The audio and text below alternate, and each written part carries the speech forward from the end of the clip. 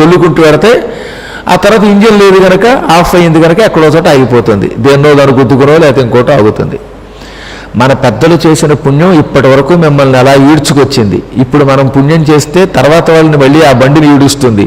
ఇప్పుడు మన వాళ్ళు ఎవరు పుణ్యం చేస్తున్నారు సక్రమంగా ఒకసారి ఆలోచించండి. చెయ్యటం లేదండల్లా, చెయ్యవలసిన రీతిలో చేయటం లేదు. సంధ్యావందనం ఎంతమంది చేస్తున్నారు?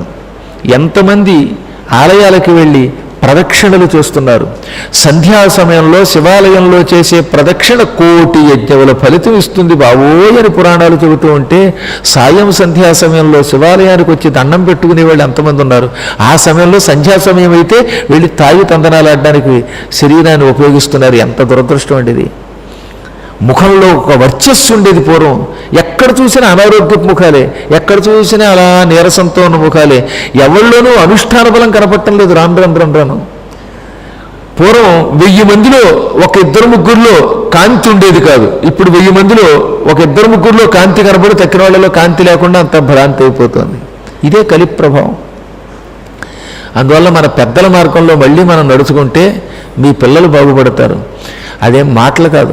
ఇచ్చిన ఎఫ్డి నువ్వు పిల్లల పేరు మీద ఒక 5 ఏళ్లకో 6 ఏళ్లకో ఎఫ్డి వేసిస్తే 5 ఏళ్ల తర్వాత మెచ్యూరీ వాళ్ళకి డబల్లో లేకపోతే ఇంకా ఎంతో కొంత ఆదాయం పెంచి ఇస్తోంది.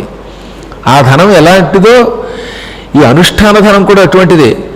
ఆ ధనం ఏది లౌకిక ధనం కేవలం నువ్వు బ్రతకడానికి, కారులో వెళ్ళడానికి ఉపయోగపడుతుంది. ఈ జపధనం, ప్రదక్షిణ చేసే ధనం, లేక గురువుల్ని సేవించిన ధనం, పరమ పవిత్రమైన పురాణం వినడం అనే పుణ్యధనం 3 తరముల పాటు నీ వంశాన్ని నిలబెడుతుంది. అంత గొప్ప ధనం పిల్లలకు ఇవ్వండి. ఇస్తే ఎంతో పుణ్యం. అదే ఇక్కడ చెప్పాడు భాగవతం వంటి అద్భుత గ్రంథాల్లో, విష్ణు పురాణంలో, విష్ణు ధర్మోత్తర పురాణంలో ఇదే కథ యథాతథంగా విష్ణు ధర్మోత్తర పురాణంలో, విష్ణు పురాణంలో ఉంది, పద్మ పురాణంలో ఉంది. ఎందుకు ఈ కథ ఎన్నిసార్లు ఇన్ని పురాణాల్లో చెప్పారు? మీరు అనుష్ఠానాన్ని సక్రమంగా చేసుకుంటే మీ పిల్లలు బాగుపడతారు, వంశాలు తరిస్తాయని చెప్పడం కోసం అన్నమాట.